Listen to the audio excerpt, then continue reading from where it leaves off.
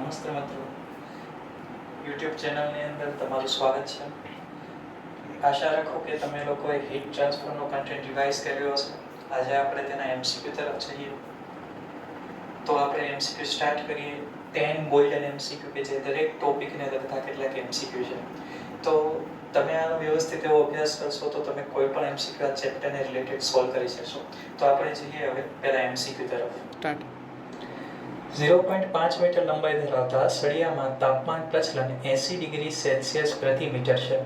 જો ગરમ છેડાનું તાપમાન 30 ડિગ્રી સેલ્સિયસ હોય તો ઠંડા છેડાનું તાપમાન ખાલી જગ્યા. ઓકે. તો સૌથી પહેલા આપણે જે એમસીક્યુ છે તેના ગિવન ડેટા લખીએ.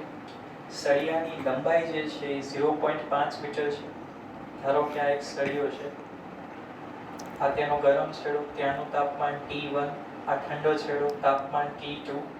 તો તમને લંબાઈ આપી દીધી છે સળિયાની 0.5 મીટર. તો L is equal to 0.5 metre. અને તમને ગરમ છેડાનું તાપમાન એટલે કે T1 આપી દીધું છે. T1 આપેલું છે 30 ડિગ્રી સેલ્સિયસ.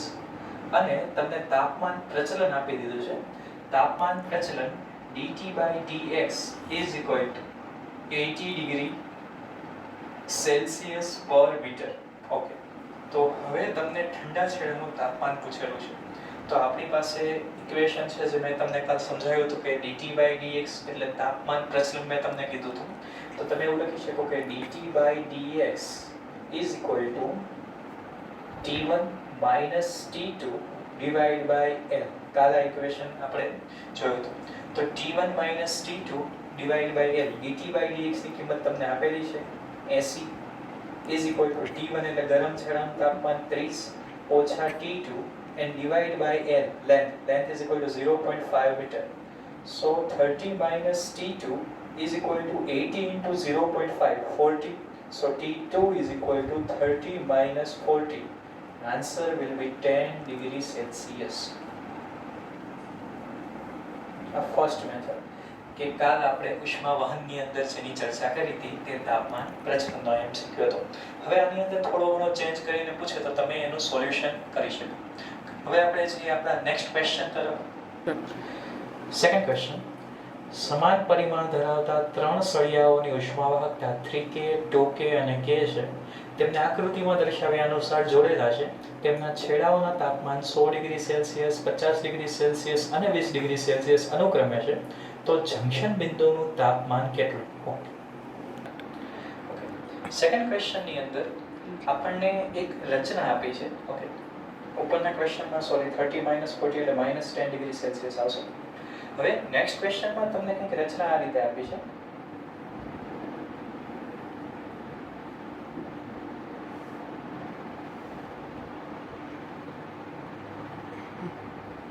હવે આ જે છેડો છે ત્યાંનું તાપમાન તમે આપ્યું છે 100 ડિગ્રી સેલ્સિયસ, અહીંયાનું તાપમાન આપ્યું છે 50 ડિગ્રી સેલ્સિયસ ને અહીંયાનું તાપમાન આપ્યું છે તમને 20 ડિગ્રી સેલ્સિયસ. અને આ જે ઉષ્માવાહકતા છે એ 3K છે, 2K છે અને આ K છે. હવે આ જે છે જંક્શન બિંદુ છે. ધારો કે તેને આપણે નામ આપી દઈએ તાપમાન T. ત્યાંનું તાપમાન ધારો કે T જેટલું છે.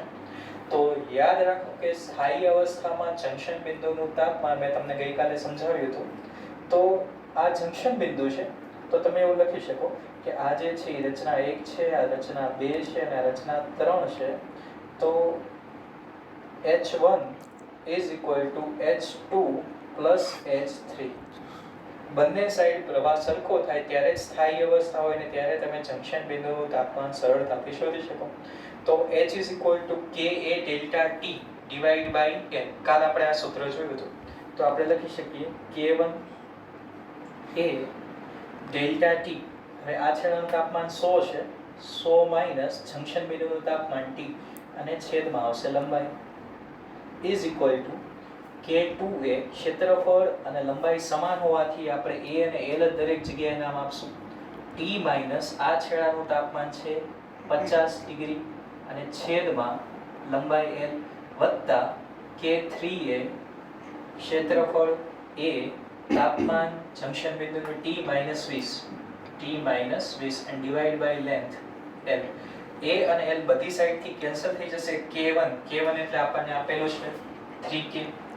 3k કાઉન્સમાં 100 minus t is equal two k2 આપણને 2k આપેલું છે 2k બ્રેકેટમાં t માઇનસ 50 અને લાસ્ટ આપણને ઉષ્માવાહકતા k3k આપેલી છે t માઇનસ 20 સો k કેન્સલ થઈ જશે બધી જગ્યાએથી 3 into 100 300 minus 3t is equal to 2t minus 100 and plus t minus 20 t plus 2t 3t minus 3t આ સાઈડ આવશે એટલે plus 6t is equal to 300 plus 100 400 plus 20 420 so t is equal to 420 divided by 6 so we can say that 70 degree Celsius તો બીજાનો જવાબ આવશે 70 degree Celsius okay હવે junction બિંદુને related કોઈ પણ ક્વેશ્ચન પૂછાય તો તમે આને સરળતાથી સોલ્વ કરી શકો થોડો કદાચ ચેન્જીસ આવે તો એ તમને ખબર પડતી હોવી જોઈએ okay next question next question છે 3SI એકમ ધરાવતા અને 2SI એકમ ધરાવતા બે ઉષ્મીય અવરોધને સમાંતરમાં જોડવાને બદલે જો શ્રેણીમાં જોડવામાં આવે તો ઉષ્મીય અવરોધ કેટલો વધારે મળે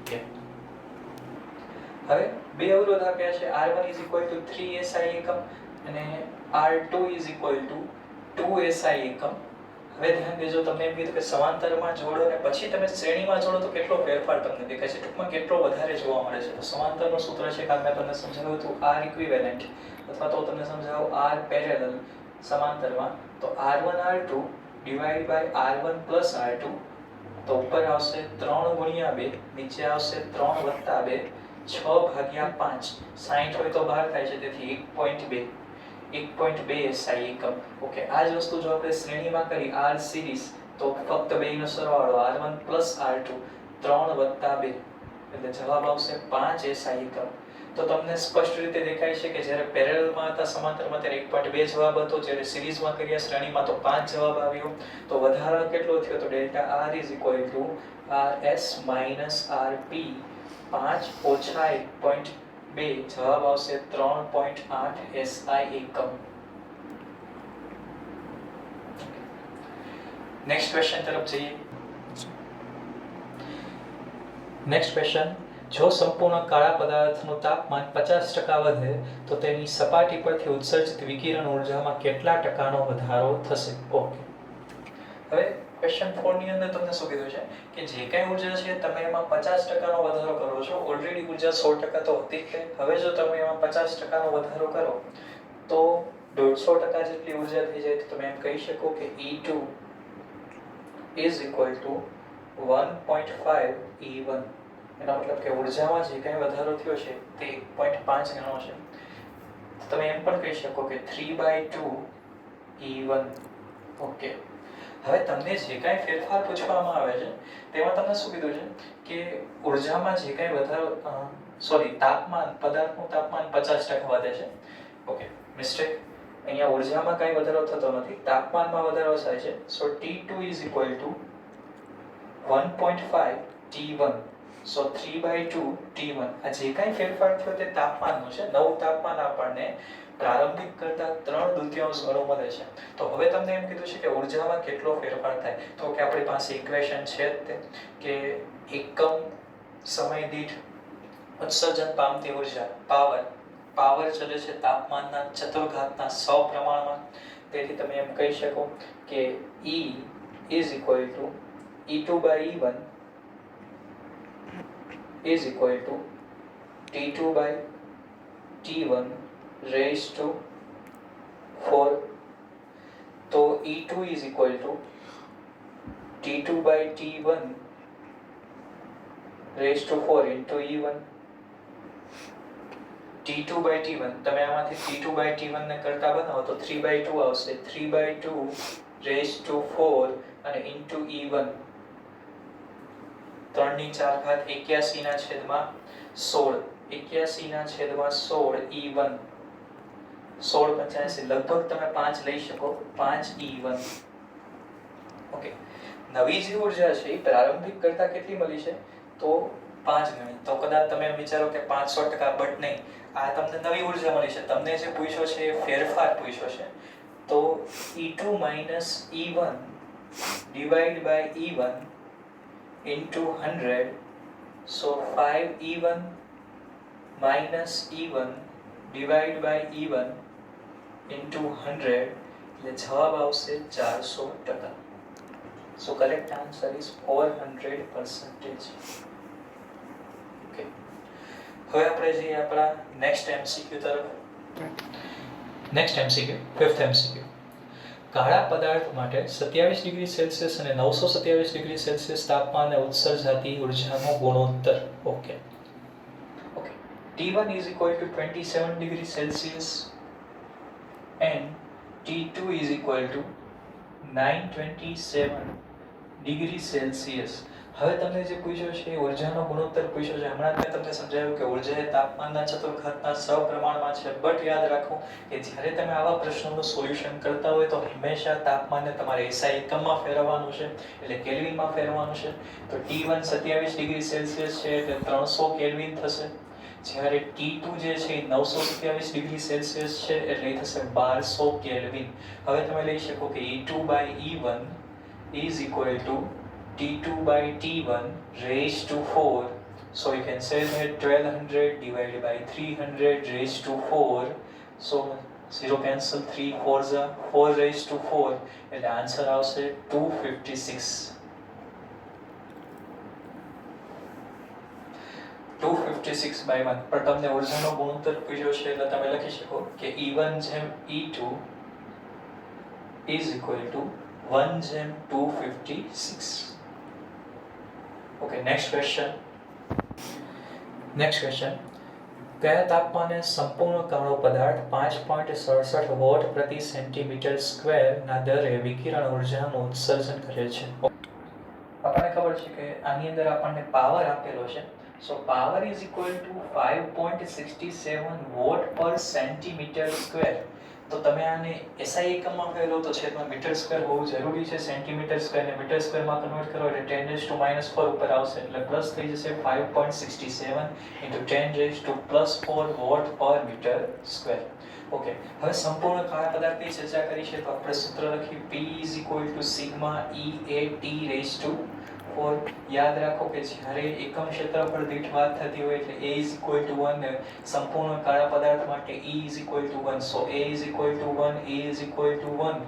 So final P is equal to sigma T⁻4. So power તમને આપી દીધો છે 5.67 ગુણ્યા 10⁴ બરાબર સિગ્મા. તો તમને ખબર છે બોલ્ટ્ઝમેન અચળાંક મેં તમને કાલે એની કિંમત કીધી હતી 5.67 ગુણ્યા 10⁻8 અને ઇન્ટુ T⁻4. બંને સાઈડથી 5.67 કેન્સલ થશે, 10⁻⁻8 આ સાઈડ આવશે એટલે 10⁻+8 થશે. So T⁻4 is equal to 10⁻4 into 10⁻8, so 10⁻12. So T is equal to 10⁻12 raised to 1/4, so 10⁻3. 1000 kelvin SI એકમ. તમને કન્ફ્યુઝ કરવા ડિગ્રી સેલ્સિયસ પણ આપી શકે છે, પણ હંમેશા જે જવાબ જે છે એ SI એકમમાં આવે છે. ઓકે, એટલે 1000 કેલ્વિનનો જવાબ આવશે. Next question. સંયુક્ત ચોસલું અનુક્રમે K અને 2K ઉષ્મા વાહકતાવાળા અને સમાન જાડાઈના બે ઘટકોનું બનેલું છે. તો સંયુક્ત ચોસલાની સમતુલ્ય વાહકતા ખાલી જગ્યા. તમને બે ઉષ્મા વાહકતા આપેલી છે K1 is equal to K, K2 is equal to 2K. હવે બંનેને તમે જોડેલા છે, સમાન જાડાઈના છે, શ્રેણીમાં બંનેને જોડેલા છે. તો K1 ને K2 ને શ્રેણીમાં જોડો તો કાલનું ઇક્વેશન જે છે. હવે આની અંદર જાડાઈ સરખી છે એટલે તમે એમ કહી શકો કે પરિમાણ સરખા છે. તો કાલના સૂત્રમાં તમે L1 is equal to L2 is equal to L મૂકી દો તો તમને ડાયરેક્ટ સૂત્ર મળશે K ઇક્વિવેલન્ટ. આ સૂત્ર તમારે યાદ રાખવાનું છે કે જ્યારે આ પ્રકારનું જોડાણ હોય ત્યારે તમારે આ સૂત્રનો ડાયરેક્ટ ઉપયોગ કરવાનો. 2K1 K2 divided by K1 plus K2. So 2 into K into 2K divided by K plus 2K. ઉપર આવશે 4K², નીચે આવશે 3K. K cancel, 4K/3. એનો final answer. Okay, next question. 12 centimetre ત્રિજ્યા ધરાવતો ગોળાકાર કાળો પદાર્થ 500 કેલ્વિન તાપમાને 450 વોટ પાવર ઉત્સર્જે છે. તો ત્રિજ્યા અડધી અને તાપમાન બમણું કરવામાં આવે તો હવે કેટલો પાવર ઉત્સર્જાશે? ઓકે, હવે આઠમા પ્રશ્નનું સોલ્યુશન. તમને આની અંદર ત્રિજ્યા આપી દીધી છે R1 is equal to R is equal to 12 centimetre. હવે તમને એ સમયે તમને તાપમાન આપી દીધું T1 is equal to 500 kelvin અને તમને પાવર આપી દીધો છે P1 is equal to 450 vote. હવે તમને કેટલીક કન્ડિશન આપી છે કે જો નવી ત્રિજ્યા જે છે એ અડધી થઈ જાય એટલે R2 R1/2 અને તાપમાન બમણું થાય તો T2 2T1 તો નવો જે પાવર ઉત્સર્જાય એ કેટલો તો આપણને ખબર છે કે P sigma E a T4 એનો મતલબ કે પાવર ચલે છે ક્ષેત્રફળ અને તાપમાનની ચતુર્ઘાત તેથી તમે એમ કહી શકો કે પાવર ચલે છે ક્ષેત્રફળ એટલે 4πr² તો એનો મતલબ કે ત્રિજ્યાના વર્ગના સપ્રમાણમાં અને તાપમાનની ચતુર્ઘાતના સપ્રમાણમાં તો આ રિલેશનનો આપણે ઉપયોગ કરીને આગળ વધીએ તો P2 /P1 is equal to R2 square T2 and divide by R1 square અને T1 તેથી R2 જે છે એ કેટલું છે R1/2 તો આપણે એવું લખી શકીએ કે R1/2 અને R1 સ્ક્વેર ઇન્ટુ નવું તાપમાન 2 ગણું છે તો 2T1 / T1 T1 cancel R1 cancel 1/2 નો વર્ગ અને 2 ની 4 ઘાત એટલે થશે 2 ની 2 ઘાત તેથી P2 is equal to 4P1 so 4 into પેલો પાવર આપણને આપેલો છે રકમની અંદર 450 તેથી જવાબ આવશે 1800 watt. Okay next question. 9th question 540 gram બરફ 0 ડિગ્રી સેલ્સિયસે જે રહેલો છે અને 80 ડિગ્રી સેલ્સિયસ રહેલા પાણીમાં જેનું દળ પણ 540 ગ્રામ છે તેની સાથે મિશ્ર કરો તો મિશ્રણનું અંતિમ તાપમાન કેટલું થશે? ની અંદર તમને દળ આપેલું છે અને તમને તાપમાન પણ આપેલા છે. ઓકે તો હવે યાદ રાખો કે જ્યારે તમે ગરમ પાણીની અંદર બરફને નાખો છો ત્યારે સૌથી પહેલા બરફ જે છે એની અવસ્થા બદલશે ને તે પણ પાણી થઈ જશે તો તે દરમિયાન તેની જે ઉષ્મા વપરાય તેને તમે ગુપ્ત ઉષ્મા કહી શકો છો, ગલન ગુપ્ત ઉષ્મા અને પછી તેના તાપમાનમાં વધારો થશે. એનો મતલબ એવો થયો કે પાણીએ ગુમાવેલી ઉષ્મા કેલરીમેટ્રીનો સિદ્ધાંત પાણીએ ગુમાવેલી ઉષ્મા બરાબર બરફ એ મેળવેલી ઉષ્મા. હવે યાદ રાખો કે પાણી જે ગુમાવે છે તો તેની અવસ્થા નથી પડતી, તેના ફક્ત તાપમાનમાં જ ફેરફાર થાય છે. તો તમે એમ કહી શકો કે ms delta T SW delta TW is equal to water માટે હવે બરફ માટે બરફ છે એની અવસ્થા પણ બદલાય છે અને તાપમાનમાં પણ ફેરફાર થાય છે. તો તમે એમ કહી શકો કે ml plus ms ice and delta T of ice. Okay done. હવે દળ તો સરખા જ છે તેથી દળ કેન્સલ થઈ જશે. યાદ રાખો કે પાણીની જે વિશિષ્ટ ઉષ્મા ધારિતા છે કેલરીમાં તમારે લેવાની છે એટલે કેલરીમાં 1 આવશે તો તેનું મૂલ્ય થશે 1. હવે ધારો કે પાણીનું તાપમાન 80 ડિગ્રી સેલ્સિયસ થી T જેટલું થઈ ગયું તો તમે એમ લખી શકો કે તાપમાનમાં થતો ફેરફાર T - 80 is equal to દળ તો કેન્સલ થઈ ગયું છે. હવે પાણીની ગલન ગુપ્ત ઉષ્મા મેં તમને કાલના આલેખમાં સમજાવ્યું હતું કે ગુપ્ત ઉષ્મા જે છે 80 કિલો કેલરી થશે તેથી 80 અને વત્તા વિશિષ્ટ ઉષ્મા એ પણ એક થશે ડેલ્ટા T. તો જે તાપમાન જે છે બરફનું એ 0 ડિગ્રી સેલ્સિયસ તો ધારો કે તેમાંથી T થઈ ગયું તો T - 0. ઓકે તો T - 80 is equal to 80 plus T. So 2T is equal to start. અહીંયા આપણે એક નાનકડી એવી મિસ્ટેક છે. તાપમાનનો તફાવત અહીંયા 80 - T આવશે. ઓકે તો હવે શું થશે 80 - T is equal to 80 plus T. So 2T is equal to 80 - 80. So T is equal to 0. તો આ કિસ્સામાં જવાબ આવશે 0 ડિગ્રી સેલ્સિયસ. ઓકે હવે આપણે આપણા છેલ્લા પ્રશ્ન તરફ જઈએ. Last question. ઓકે લાસ્ટ ક્વેશ્ચનમાં તમે જો તો લાસ્ટ ક્વેશ્ચનમાં તમને એક ગ્રાફ આપેલો છે અને તે ગ્રાફમાં એવું કીધું છે કે સમાન ક્ષેત્રફળવાળા બે પદાર્થો x અને y માટે સમયની સાથે ઉત્સર્જિત કરતા વિકિરણો અને તાપમાન સાથેનો સંબંધ દર્શાવેલ છે. તો આ ક્વેશ્ચનની અંદર જે તમને ગ્રાફ આપેલો છે તેમાં એવું કીધું છે કે સમાન ક્ષેત્રફળ ધરાવતા બે પદાર્થો x અને y માટે સમયની સાથે ઉત્સર્જિત વિકિરણો અને તાપમાન સાથેનો સંબંધ દર્શાવે છે. તો ઉત્સર્જકતા અને શોષકતા વચ્ચેનો સાચો સંબંધ કયો? તો યાદ રાખો કે તમને ખબર પડતી હોવી જોઈએ કે કયો પદાર્થ વધારે ઉત્સર્જક છે અને કયો પદાર્થ વધારે શોષક છે. એ બંને વસ્તુ એક જ છે. એટલે તમે એવું કહી શકો કે જે પદાર્થ સારો ઉત્સર્જક હોય તે સારો શોષક પણ હોય. તો પહેલા બે વિકલ્પ તમે જુઓ તો તમને ખબર પડશે કે સારો ઉત્સર્જક X છે જ્યારે સારો શોષક Y છે. તો આ ઓપ્શન ખોટો છે. બી ની અંદર પણ એવું જ કંઈક છે. હંમેશા જે સારો શોષક હોય તે જ ઉત્સર્જક હોય. તેથી હવે આપણી પાસે સી અને ડી ઓપ્શન બચ્યા. તો એક વસ્તુ યાદ રાખો કે જે સારો શોષક હશે તે વધારે અથવા તો સારો ઉત્સર્જક હશે તે વધારે ઉર્જાનું ઉત્સર્જન કરતો હશે. તે તમને ખબર કઈ રીતે પડે? તો dt/dt ગ્રાફ પરથી. તો જેનો ઢાળ વધારે તે સારો ઉત્સર્જક હશે. તો તમે જુઓ તો x નો ઢાળ y ની સાપેક્ષે વધારે છે. એનો મતલબ કે y જે છે એ સારો ઉત્સર્જક છે. એનો મતલબ કે Ex > Ey તો સેમ શોષક પણ એ સારો હશે Ax > Ay. તેથી આની અંદર સાચો આન્સર સી આવશે.